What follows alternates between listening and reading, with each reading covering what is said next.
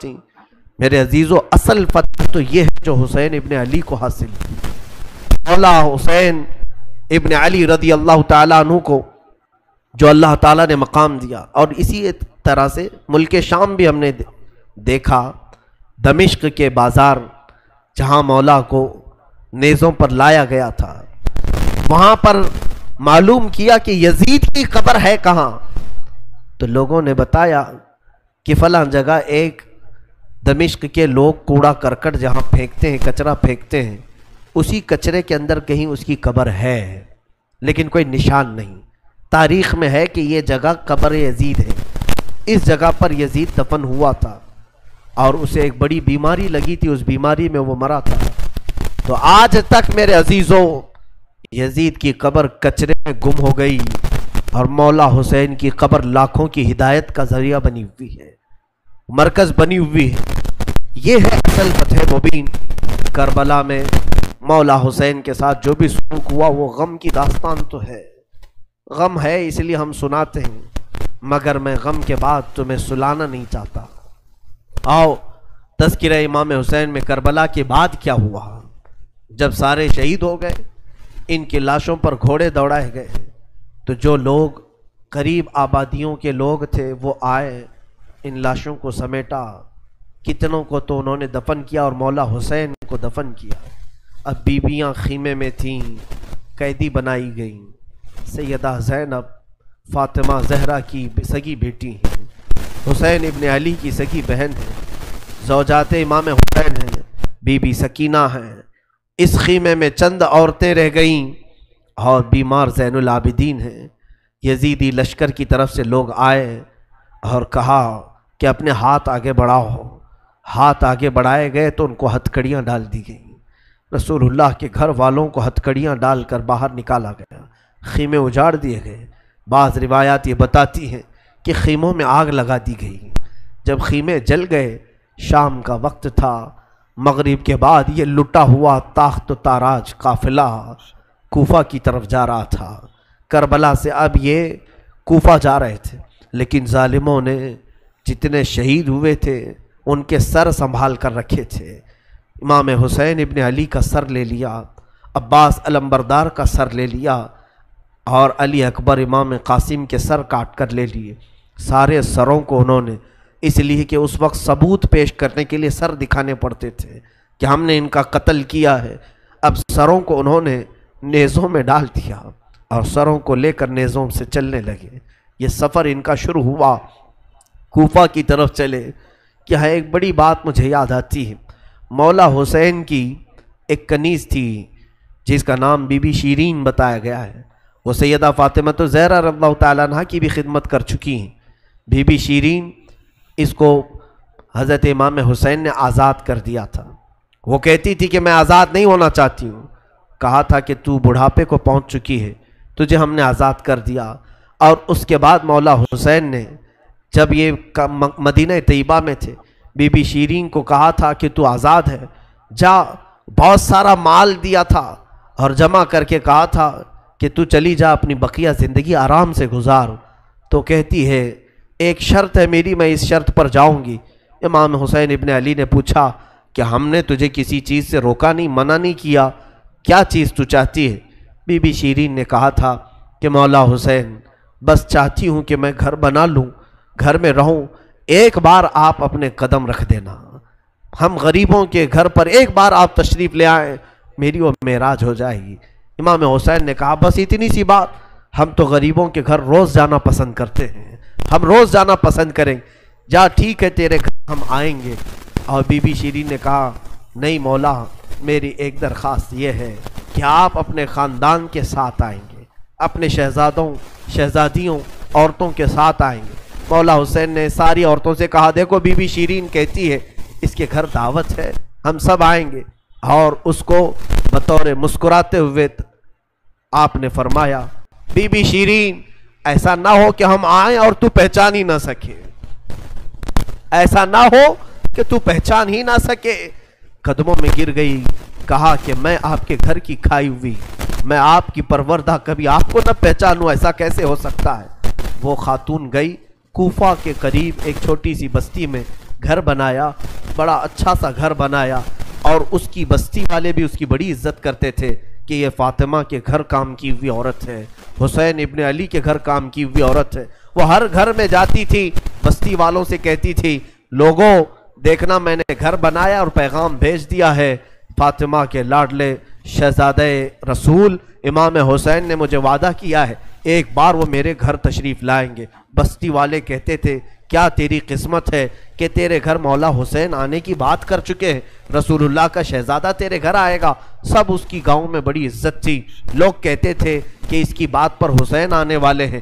ایک بار جیسے ہی be be شیرین کو خبر ہوئی کہ امام حسین مدینہ سے مکہ نکل چکے ہیں اور مکہ سے کوفہ آنے والے ہیں، جیسے ہی یہ خبر ملی تو اس نے پیغام بھجوایا اور پھر اپنے گھر کو رنگ و روغن کرنا شروع کر دیا اور کمرے سجائے کہ مولا حسین کا قافلہ آ رہا ہے اور کوفہ جانے والے ہیں اور میرے گھر پر ٹھہریں گے۔ جنگ کی کوئی خبر ہی نہیں تھی، گاؤں والوں کو جیسی اطلاع ہوئی گاؤں کے سارے لوگ اس کے ساتھ مل گئے، پورے گاؤں میں سارے لوگ گھروں کی تیاریاں کر رہے تھے اور سب لوگ روز انتظار کرتے۔ بی بی شیرین پہاڑ کے ایک چوٹی پر صبح سے شام تک بیٹھتی، ہر آنے جانے والے قافلے والے کو دیکھتی جو مکہ سے کوفہ کے لیے آ رہا ہے جا رہا ہے، دیکھتی انتظار کرتی اس میں امام حسین اپنے گھر والوں کے ساتھ آنے والے نہیں آئے۔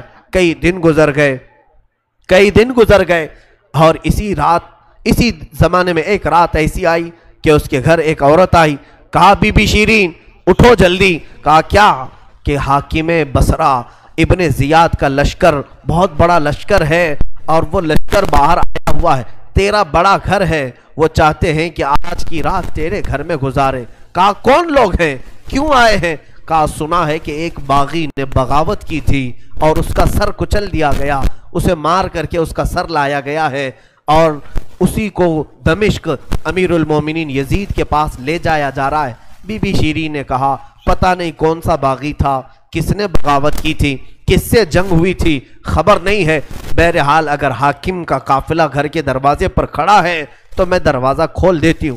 دروازہ اس نے کھولا، بہت سارے رات کا وقت ہے، شہزادوں کے سر نیزوں پر لٹکے ہوئے ہیں، حسین ابن علی کا چہرہ دھول میں اٹا ہوا تھا، زلفیں چہرے پر آئی ہوئی تھیں، بیبیاں سب باندی بنا کر لائی گئی تھیں اور سب جکڑی ہوئی تھیں، چہرے ان کے بالوں سے ڈھاکے ہوئے تھے۔ اس خاتون نے دیکھا اور کہا ہائے ہائے افسوس، قیدی آئے ہیں میرے گھر۔ مولا حسین کہتے تھے قیدیوں کے ساتھ اچھا سلوک کیا جائے، قیدیوں کے ساتھ اچھا سلوک کیا جائے۔ اس نے اپنے گھر میں اندر داخل کیا، جو حاکم جو اس کے سپہ سالار تھے ان سب کو اندر بلایا، رات گزارنے کا مقام دیا، جگہ دیا، اور یہ بیویوں کو صحن کے باہر ہی چھوڑ دیا گیا، ان کو اندر نہیں لایا گیا۔ اور اس خاتون نے کہا ان قیدیوں کو بھی تو لاؤ، میرا گھر کافی بڑا ہے، میں اندر سلا لوں گی۔ اسے اب تک یہ خبر نہیں تھی یہ لٹا ہوا قافلہ ہے کس کا، آخر یہ لٹا ہوا قافلہ کس کا آیا ہے۔ رات کے وقت اس نے کھانا بنایا، سارے فوجیوں نے کھانا کھا لیا تو بی بی سے کہا ان قیدیوں کو کھانا مت دینا، وہ کھانے کے مستحق نہیں ہیں۔ اس نے چلا کر کے کہا دیکھو ہمارا دستور یہ ہے کہ میں فاطمہ کے گھر کام کر چکی ہوں، وہاں فاقے تو رکھتے تھے لوگ، گھر میں فاقہ تو ہوتا تھا لیکن باہر آنے والے مہمان کو بھوکا نہیں رکھا جاتا، وہ چاہے قیدی ہوں باغی ہوں جس طرح کے ہوں، مجھ سے جو بن سکے گا میں کھلاؤں گی۔ اس نے کھانے بنائے اور اس کے بعد لے کر کے آئی، اور اس کے بعد کھانا جب سیدہ بی بی زینب کے پاس رکھا تو بی بی زینب نے اپنے دونوں ہاتھ دکھائے جو پیچھے بندھے ہوئے تھے۔ اس خاتون نے بی بی شیرین نے کھولا اور ان کے بالوں سے چہرہ ڈھکا ہوا تھا اور اس نے کھانا پروسا کہ کھا لو بیویوں کھا لو۔ تو بی بی زینب نے پکار کر کے اپنے بھائی کا نام لیا، یا حسین ابن علی۔ تو بی بی شیرین چونک اٹھی، یہ نام تو کیوں لے رہی ہے؟ یہ نام تو میرے آقا کا ہے جس کی میں باندھی تھی، میں خدمت گزار تھی، یہ نام تو کیوں لے رہی ہے؟ بی بی زینب کہتی ہے بی بی شیرین کیا ہم نے تجھے پہچان لیا؟ بابا نہیں کہتے تھے کسی دن ہم گھر پر آئیں اور تو پہچان ہی نہ سکے؟ یہ جو اونچے نیزے پر سر دکھ رہا ہے یہ تیرے آقا مولا حسین کا سر ہے اور یہ علی اکبر کا سر ہے، یہ قاسم کا سر ہے۔ بی بی زینب پکارتی گئی. بی بی شیرین نے دیکھا اور پکار کر کے کہا مولا کیسی مہمان نوازی کا وقت تم نے دیا, کیا اس طرح بھی کوئی مہمان بنتا ہے کسی کے گھر؟ اور یہ کہتی ہوئی غش کھا کر گر پڑی. اس پر پانی ڈالا جاتا, وہ اٹھتی پھر غش کھا جاتی, بے ہوش ہو جاتی. سچ کہا تھا مولا حسین نے, اے بی بی شیریں ہم تو وعدہ کیے ہیں آ کر رہیں گے, کہیں ایسا نہ ہو کہ تو پہچان ہی نہ سکے. سچ کہا تھا مولا حسین, آپ اس حالت میں میرے گھر آئے کہ میں پہچان نہ سکی, کیونکہ وہم و گمان میں بھی نہیں تھا کہ فاطمہ کے لاڈلے کا کٹا ہوا سر کبھی گھر آ سکتا. وہ غش کھا کر کے گر گئی. روایات میں ہے صبح جب اٹھا لوگوں نے, فوجیوں نے اٹھ کر کے دیکھا تو بی بی شیریں کا جسم ٹھنڈا پڑ چکا تھا, اس کی روح نکل چکی تھی. غم حسین میں لوگوں کی جانیں چلی گئی. یہاں آج 2 آنسو ہمارے نکلتے ہیں تو لوگ ہمیں بولتے ہیں غم حسین میں لوگوں کی روح نکل گئی. جو اصلی محبت کرنے والے تھے وہ دنیا سے ہی رخصت ہو گئے. مولا حسین کی محبت کرنے والی بی بی شیریں دنیا میں نہیں رہی. کہا آخری جملے اس کے یہ تھے, گھر بڑی آن شان سے اس لیے بنایا تھا کہ ایک بار مولا قدم رکھیں گے. اب انہوں نے قدم رکھ دیا تو اب جینے میں کوئی مزہ نہیں ہے, اب میری زندگی کی تمنا پوری ہو گئی ہے. اس کے بعد یہ قافلہ نکلا, کوفہ کی طرف جا رہا تھا, ابن زیاد تک پہنچنا تھا. حاکم بصرہ, حاکم کوفہ عبید اللہ بن زیاد کے پاس یہ قافلہ جانے سے پہلے کئی منزلوں پر رکا. دوسری رات آئی تھی. دوسری رات ایک گرجا گھر کے پاس ان کا قیام ہوا. وہ ایک عیسائی کا گرجا تھا, وہاں پر قیام ہوا. عیسائی نے دیکھا کہ بہت سارے کٹے ہوئے سر آئے. اس نے بھی اپنے چرچ میں رکنے کی اجازت دی تھی. ہائے افسوس, عیسائی بھی رحم کھا رہے ہیں. کیسے وہ مسلمان تھے جو رسول اللہ کے گھر والوں پر رحم نہ کھا سکے. عیسائی نے وہاں پر رکنے کی اجازت دی. اس کے بعد کہا, رات کو اس نے کہا کہ یہ جو سروں پر, یہ جو نیزوں پر سر ہیں, کیا یہ ہمیں ایک رات کے لیے دو گے؟ لوگوں نے کہا لے لو لے لو, لیکن امانت کے ساتھ واپس کرنا کہ یہ ہمیں دمشق پہنچانا ہے. اس نے سر حسین کو لیا, دھول کو صاف کیا, اس لیے کہ اسے دور سے ہی اس چہرے میں کچھ چمک نظر آ رہی تھی. اس عیسائی راہب نے رات کے وقت دیکھا, ایک تخت پر رکھ کر کے سر حسین کا غور سے مطالعہ کرنے لگا اور اپنی پرانی کتابوں سے ملانے لگا. پرانی کتابیں پڑھتا تھا اور چہرہ دیکھتا تھا, بار بار دیکھتا تھا.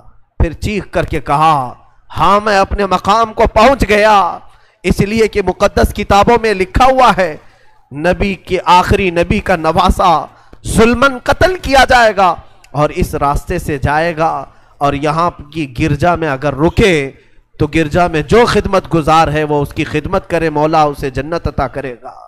وہ عیسائی راہب کہتا ہے وہ چہرے میں ساری علامتیں جو کتابوں میں لکھی یہی ہیں.